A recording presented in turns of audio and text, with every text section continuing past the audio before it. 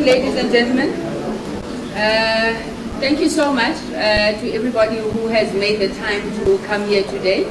I know that not everybody received the notification in time, so we need to appreciate those who came at short notice. My name is Kusela Sangoni. I'm the Acting Communications Manager for the African National Congress. This particular briefing that we are holding today is one in a series that we've been having over the last a couple of years, really, as we go towards elections. We would look at specific focus areas of the African National Congress and also seek to showcase some of the successes, the good story to tell that we've been able to achieve. So today's briefing focuses on the Subcommittee of Legislature and Governance, which is chaired by Comrade Ayanda Rodo in the middle. Next to her on her left is Comrade Fikile Xhasa. He's the MEC for Local Government in the Eastern Cape. And on her right is Comrade Jordaan, who is the Executive Mayor of the Nelson Mandela Bay Municipality. And that is going to be our focus municipality today. We need to try and run quite a tight program. I know that you've been promised lunch. Comrade Ayanda is going to speak first. She's going to obviously just speak to us on the Legislature and Governance Subcommittee and the work that it does, and obviously any areas she would want to focus on. By Comrade Fikile Xhasa, then Comrade Jordaan will then take us into the main presentation. I am going to ask that we hold all questions until we've taken all three presentations, and then we can then just have an interactive discussion on everything in there. So without wasting any more time, Comrade Ayanda, thank you.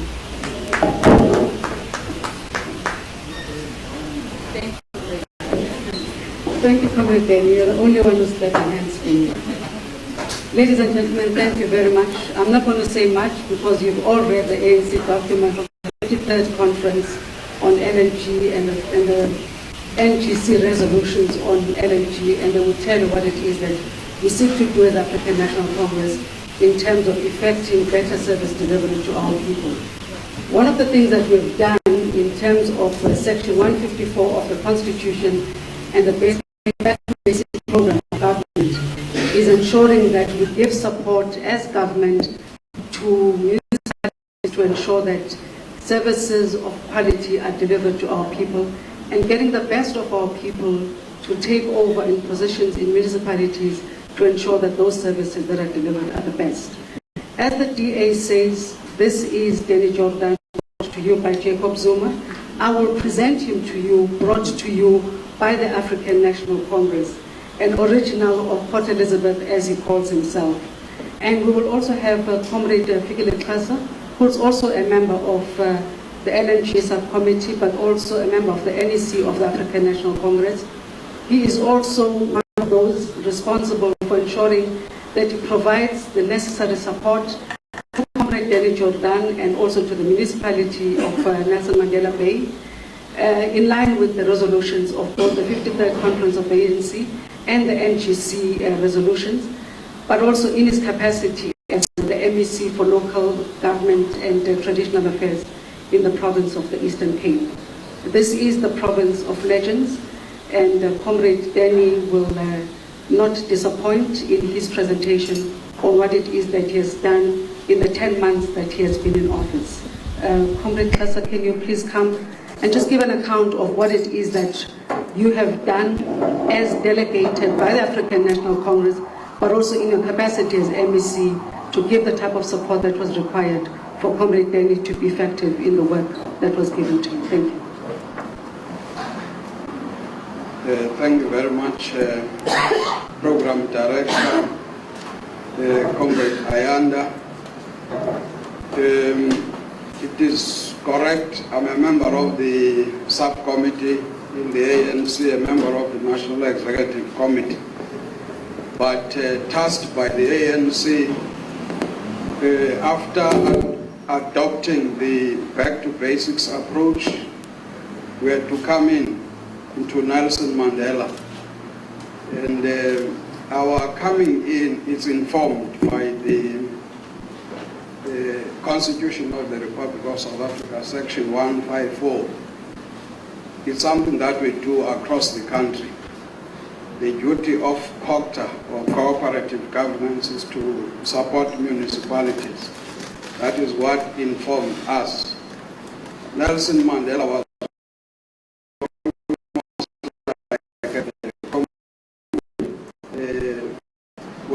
launched the approach to back to basics, we decided to start here at Nelson Mandela experimenting as to how can we intervene and change a municipality to perform as we would expect in terms of the back to basics. Specifically, these are the objectives that we set for ourselves. We said, guided by back to basics, we must address people's concerns about lack of service delivery and ensure immediate and visible improvements.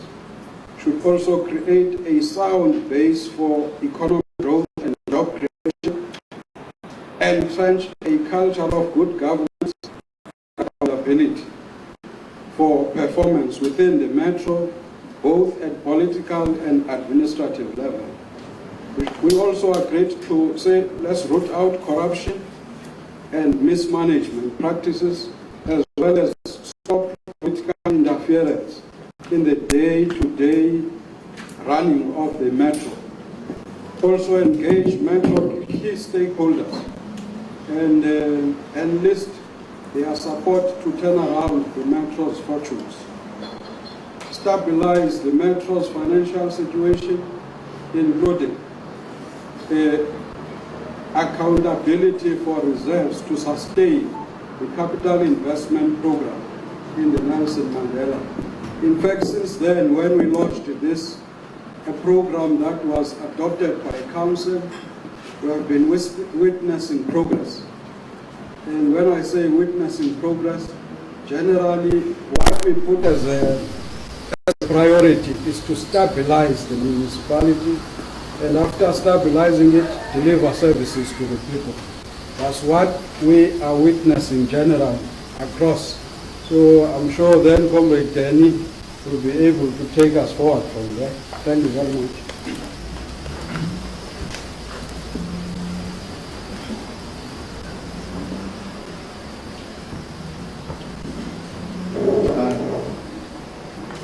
Thank you very much. The thing not working. Working. Thank you very much, Comrade. ANN 7, what have you got against me?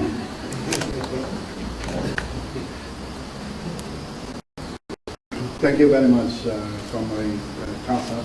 The MEC, this journey started with that MEC. When Minister Pravin Jordaan came and we agreed between the Metro, the MEC and the Minister that we are here to transform the Metro. And I cannot stop talking about his commitment, his support, his dedication to the renewal of this Metro. I'd like to thank him very, very much. The Minister here, ministers joined us, and last night we were together in Motherwell, in Wells Estate, and I'm not going to report that, but it was a wonderful occasion. But we said we must report to you because you don't live in this neighborhood. We want to do two things: to tell you what happened in this metro, what have we done, where are we. The metro is in a very, very good space. And I will show you why we say that. When we came here, that's our metro, Nelson Mandela Bay, one of the most protected bays in this country.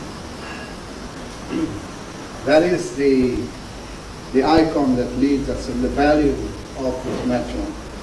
A metro where youth opportunities, working people, employment, aid, find comfort, the poor find dignity and facilities, the social justice for all, the socially cohesive, politically robust, internationally engaged, stable, efficient, innovative, financially sound, accelerating economic growth, better livelihood for all, a metro that we can all be proud of. That's the road that we are on. what have we achieved in terms of traveling on that road? I'm not going to deal with the detailed strategic objectives, it's all there.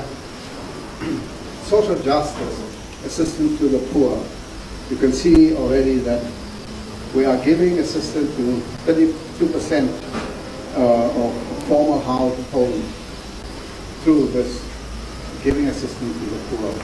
And you can get these slides and you can look at the detail. We said financially sound and stable. So let us start there. When we came in May of last year, this metro was going to table a budget before its council, which reflected a deficit of 400 million rand.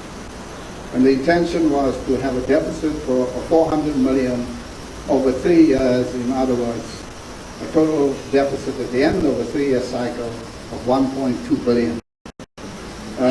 You may know that we said no, we are not taking this budget to the council. And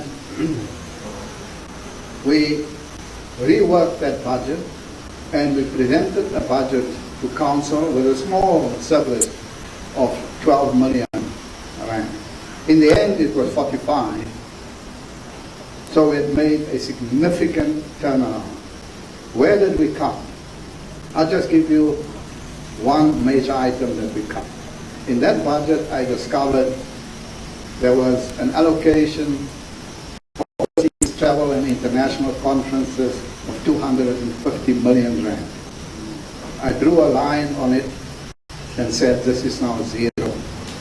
No one is traveling anywhere internationally. The problem, however, on that very night after I was inducted, I was supposed to travel internationally. And it became a moral and ethical question. And I then decided I'm not traveling anywhere.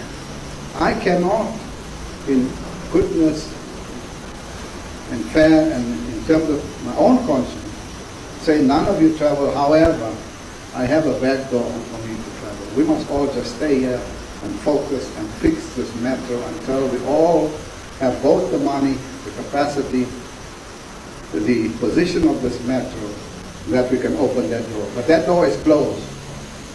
And I must also respect that decision. The second thing is the credit rating of this metro. This metro's credit rating is A1, A negative. It was A1, A positive. But in December, it was adjusted by Moody's to A1 negative. Still, amongst the best credit ratings of any metro in this country, this metro.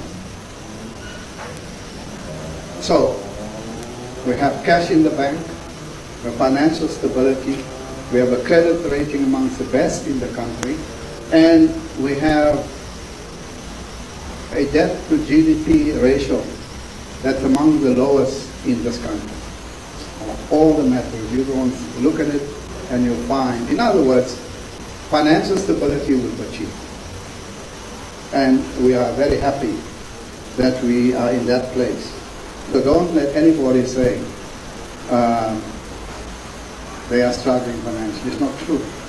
Why this is important, financial stability, is to accelerate capital projects, service delivery, and infrastructure investment. Because you cannot talk about those things if you are not financially sound. So that box we ticked. That is the metropolitan spatial development. Again, I'm not going to dwell too long on that. That is the housing. What I want to demonstrate to you, that this metro has integrated, coherent, detailed plans. It's not just talk. No, we're going to do this, we're going to build houses. You can see there is a spatial plan that's supported, there's a budget that's supported, and that is the one thing that will give people confidence. Not just you talking. You're going to buy me a new car and I ask you, hey, but do you have money? No, I don't know, but I may get a loan. And no. We must give you the plan, the budget, the framework, the time frames, everything. And that's what we're doing. That is just the demographic information, households earning less than 3,183 per month, and that is where they live. We know where they are, we know where the issues are. We have made a detailed analysis of this matter. That again is the growth direction of the houses, where we are going to build these houses so that we can understand the growth patterns in this metro. I'm not going to, so that's the first: finance, housing, the economy. Now, this metro has, now you must remember, I was born in this metro. I was born just down the road in an area called North End. Then, in terms of the Group Areas Act, you cannot live in the wrong place. And they discovered us living in North End and said to us, you are living in a wrong place. I want to explain to you what that means. It means that the police arrives in your house, the army arrives in your house, the bulldozer is revving outside your house, they pack all of your things on the lorries, government trucks, they put all your things on there, and as soon as you all are put on the truck, that bulldozer goes through your house and flattens it. Not just your house, your school also. If you go around the corner here, South End, this is where I attend the school. You go here up the road and go to the police station, which is called the Umud Police Station. Across the road for the police station, there is a foundation there. That's my school. They flattened it with bulldozers. The foundations are still there. You can go there and find it. So that is the brutal past of the city. And therefore, this city, when it carries the name of Mandela, must learn from its history to repeat never and never again shall this happen in our wonderful country. But at that time, the economy of this matter was the automotive industry. It was Ford, General Motors, Volkswagen, Goodyear, Continental Tires, Firestone. When I came here, the ANC appointed me as the mayor here. I found the dominant sector in our economy was still Volkswagen, employing more than 1,000 people, Ford, General Motors, and so on. Very little has changed since the day I was born. I'm not going to tell you it's many years ago. Most of you have not seen those number of years, nor have you seen the trouble I've gone through. But we said, if the current economic activity in the metro generates a 36.6% unemployment, what must we do to create job opportunities? Because this automotive industry cannot take more and more burden. It can't. You can't go and sit still outside Volkswagen's gate hoping you're going to get a job. You're not. What about the other sectors? One of the things is the ocean economy. Here we have the port of PE. Further down, we have the port of Nuha.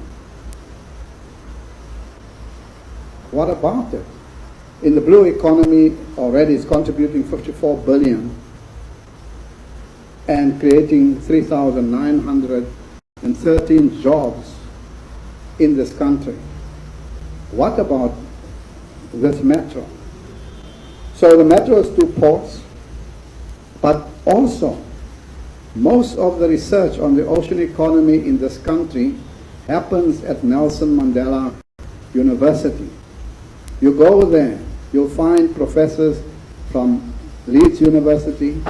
I just met a professor from France yesterday when we launched tourism, also working there. The leading professors throughout the world interested in the ocean economy are taking posts at Nelson Mandela University. The Vice Chancellor of that university, Professor Derek Swartz, and if you want an interview, I suggest go and interview him on the ocean economy and the potential of Nelson Mandela in the space of the ocean economy. Also, there is the South African International Marine Institute in this country. It's located at Nelson Mandela University. So what we then have to do is to take all of those research findings and apply it here in yacht building, ship building, marine tourism, the ships that's going past for refuel. More than 150,000 ships goes past us. When you sit here, you'll find them going past to Singapore and to the east. How can we get them just to come in here? And if they do, it's 8 million rand a day for each of those ships. And if they spend 10 days and 100 spend 10 days each, you can see what's going to happen in this port.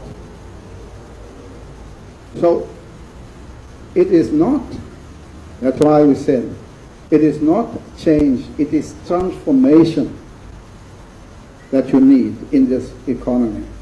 You know what's the difference between transformation and change?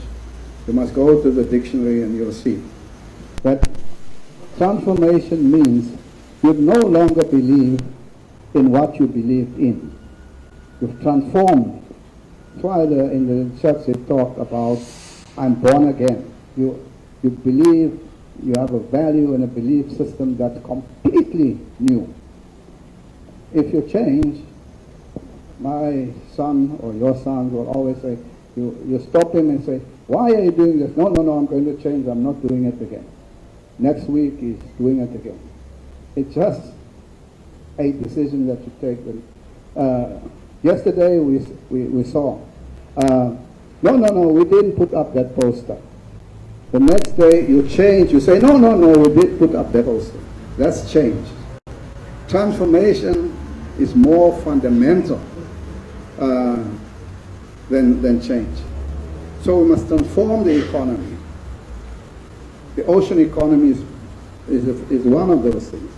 The second thing is the township economy. And again, the University of Nelson Mandela Bay, and there's a Professor Janet Cherry there. Go and talk to her about the township economy, or what she calls the social economy. Because what has happened in this country is that you have the industry in one side of the town and just rows and rows of houses. We all come from the township. You know there's no industries there. There's what they then call ons bouwslaapdorpe. We just build houses for people to sleep. We don't care whether they have jobs, they don't have jobs, they must just go and sleep there. So we have to reintegrate and reimagine our cities and transform our cities. So the township economy, very important. The third sector is the creative economy. Last week we had a meeting with a delegation from Jacksonville in the United States. And one of the things that we've agreed, that we will take the jazz artists from this metro and take them to Jacksonville, and they will bring the jazz artists here. Because they say, those jazz artists there, in the United States, of course, the music industry, the art industry, billions of dollars. In this metro, we already have delivered John Carney, Winston Chong, Aso Fuga, George Pemba, they come from here. So we have to organize and focus on the creative economy. We invested 60 million rand in upgrading our opera house. And you must go there to the opera house and go and attend some of the jazz sessions there. You will enjoy it. Of course, it's the automotive sector, tourism. Yesterday we had a summit with all of the tourism players to say this tourism sector is important. As we speak now, tourism has created 88,000 jobs in this metro. It must create more job opportunities to deal with that 36%. Then there's agriculture. This metro also has peri-urban area. There are farms around us, and therefore we must take greater attention and care of the farmers in and around the metro. Diversification of markets, innovation support, public sector, and we must capitalize on the 2 ports. Poverty and unemployment, I explained to you our strategies to deal with poverty and unemployment, economic development, expanding the housing program, invest more in housing. We already have for the next financial year 680 million rand for housing. We are going to be very busy to build houses. Also, old age homes in this metro. We have to deal with all of these matters to ensure that we have a vibrant metro and residents of this metro. That is just the housing program. The houses built and rectified in 2017-18 and 18 and 19, and I've indicated we already have more than 650 million for these houses. Deliver municipal service to all, simplify basic service program. In Utrecht, we've just launched a free Wi-Fi service in Utrecht, both in the service areas as well as the library.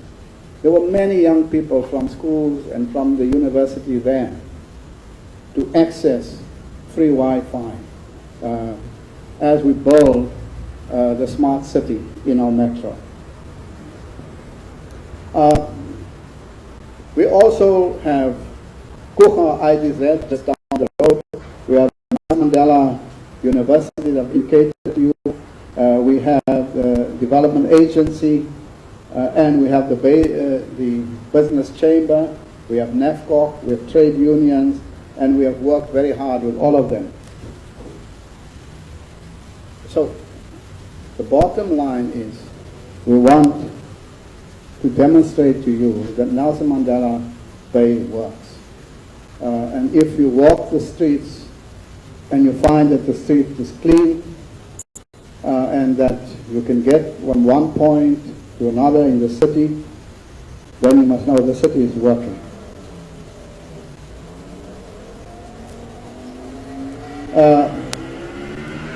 I've already talked about that, the cultural economy, the opera house, the red location, township arts. These are all focus areas that we are going to work hard on. Catalytic projects, the Balkans River Valley development. If you go down here, you'll see it. The mix zone in Fairview, the precinct around the stadium, there's a lake there at the stadium. We want to redevelop that entire precinct around the lake. Museum, art, digital library, I've indicated to you all our libraries can have free Wi-Fi in them. And then a School of Performing Arts. Those are the list of development projects, and you can see there's a long list from Jolly Square right down into the Bloemendal area. Recreating, rebuilding, reconstructing, transforming the city. Water is another matter. So you'll see we have developed a water master plan, because I think the drought has brought it home to every metro, every city, every resident in this country that we have to be serious about water. And our water plan, we had leading specialists, scientists to help us to analyze our current water usage, our future projected use, and whether we'll have water on a sustainable basis. And you can see the slide here that if nothing is done, we will run out of water. We therefore are saying we cannot do anything. We have to have a plan. And the plan is a 4-point plan. One is water leaks. We have to deal with water leaks. So people must report and deal with water leaks as soon as possible. Two, those are just the dam and the capacity.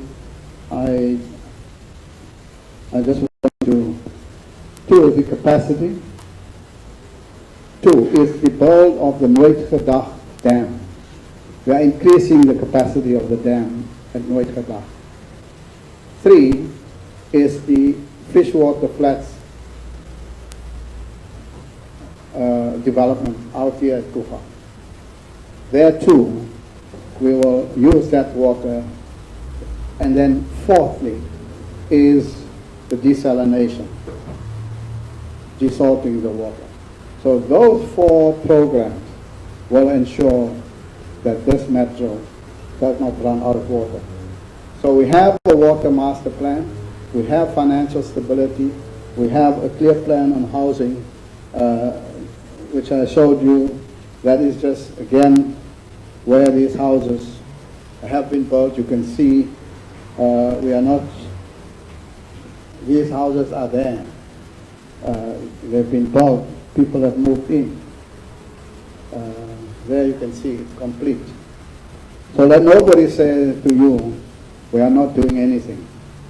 Of course, you must go and see for yourself. Those are people on site, pre-planning further housing, ownership, pre-planning of houses. The last area that we're looking at is sport, arts and culture, and major events. Now, only last week Sunday, we had the Ironman event here. We had the Armed Forces Week here. We had over Easter, the Splash Festival. And of course, we have our teams, the Kings, playing in the Super 15. I'm not claiming anything, I'm just saying they are playing there in the Super 15. But of course, Chippa United is also playing in the Premier League, and that creates a basis for sustainable use of our stadium. We need to strengthen both our teams as part of ensuring that there is a spin-off for tourism. In this bay is the home of the bottlenose dolphin. Go down and you see some 200-300 dolphins swimming. It is the biggest group of dolphins that you'll see along the South African coast. Just go and see them. And that's why we are saying this Nelson Mandela Metro is a very, very special place.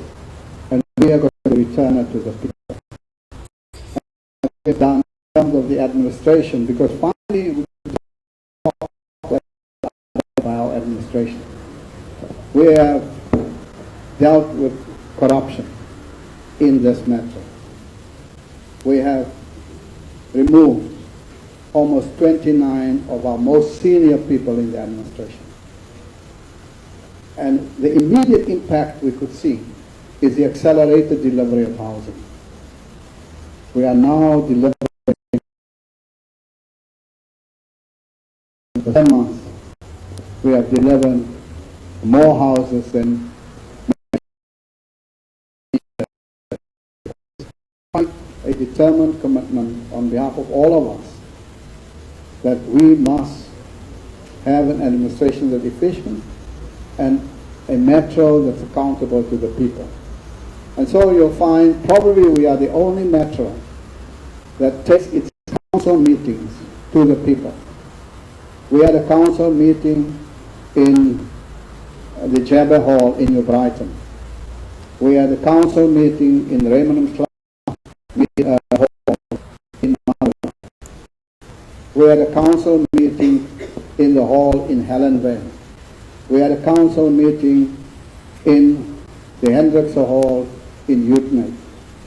We're taking our council meetings out, and we are inviting the community. We are telling them, tomorrow our council meeting is here in New Brighton. Come to the council meeting. And the response has been quite tremendous, that people understand what is happening in the metro.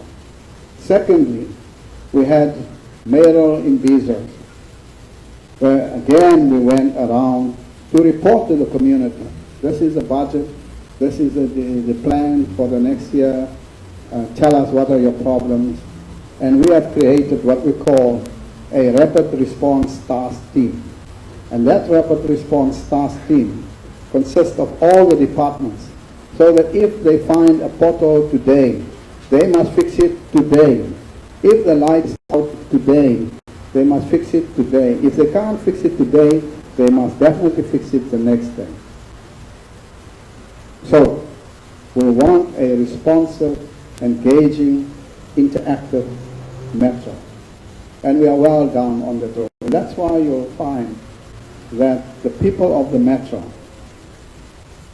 generally will be extremely happy with what has happened in this metro. But, like all of us, there are people who believe differently. You cannot have a society, everybody agreeing to the same thing. There must be those things people who believe in different things. And you can take anything. Look at the education system, look at religion, politics, sport. We can't even agree which players must be in the team. We can't agree who should be the coach. So this is a society that's robust, engaging, and debating, and different in their views and understanding. But the overwhelming majority of the people of this metro, talk to them, and you will find that they say, this ANC we love and support. 10,000 people came to this port last week Friday to see the president there and talk about the ocean economy. So make no mistake that the ANC is very, very, very strong. Make no mistake about it. The last survey by Ipsos gave 13% to, I don't know, more than almost 48% to the person standing here. So it's not us who must talk. Let the surveys talk. That survey indicated that while the ANC has gained strength and become stronger, you see, if one part becomes stronger, it can only be that the other part becomes weaker. You know, that's how I come from football. If there is a strong team and they dominate on the one side of the field, the other team on the other side can't also be strong and dominate. It can't be. And this team in yellow is very strong and is dominating. And I hope you'll see it tomorrow when you go to that launch. But let me say this, that we have traveled a journey of 10 months, and it's nothing short of miraculous that what has been achieved here. And I must, again, pay my gratitude and thanks to the MEC for their support. Minister Des van Rooyen was here last week. We engaged him, we took him around to show him what has happened.